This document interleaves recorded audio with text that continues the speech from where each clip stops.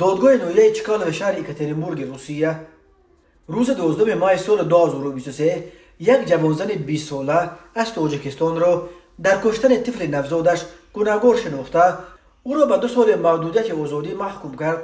این زن در جریان مرافعه که پشت درهای بسته دایر شد به گناه خود اعتراف و از کار کردهش اظهار پشیمانی کرده است.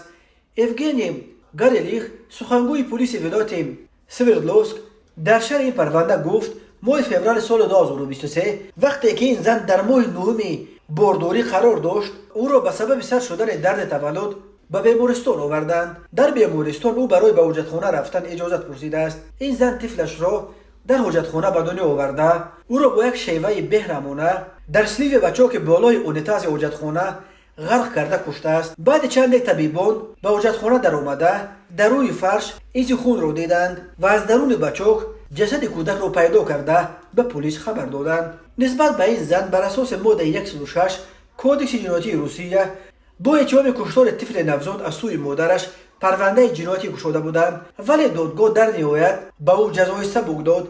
الکساندر شولگا یاور ارشد سردار ریاست تفتیشات ولایت سوردلوفسک گفت با حکم دادگاه این زن به 2 سال محدودیت آزادی محکوم گردید. سبب چنین حکم سبک گرفتن این جوانزن شرح داده نشده است. ماده 106 کودکس جنایتی روسیه برای کشتار طفل نوزاد از سوی مادرش همچون جزا محدود کردن از آزادی به مدت از 4 تا 5 سال زندان را پیش بینی می‌کند. درباره سبب کودکش را کشتن این جوانزن نیز معلومات دقیقی در دست نیست. برخی رسانه‌های روسی اشاره کردند که این زن هنگام در تاجیکستان بودن شوهرش حامله‌دار شده است و به همین سبب طفل نوزادش را به چنین شیوه بهرمانه کشته است. خود جوانزن محکوم شده و نزدیکانش برای شرح قضیه دسترس نیستند. حالتهای طفلان نوزاد خود را کشتن زنان تاجیک در روسیه انگشت شمار است، ولی هر سال چندین زن تاجیک در روسیه بعد تولد از فرزندان خود دست میکشند. سفارت تاجیکستان هر سال درباره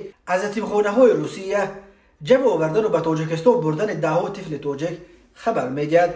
گفته می شود که این زنها در بیشتر وقت از فرزندان دست میکشیدند که در نتیجه مناسبت‌های غیر شرعی به دنیا آوردند. ترس شرمنده شدن در چشم خویش و تبار به همسایه‌ها آنها را وادار میکند که از بر طفل خود گذرند.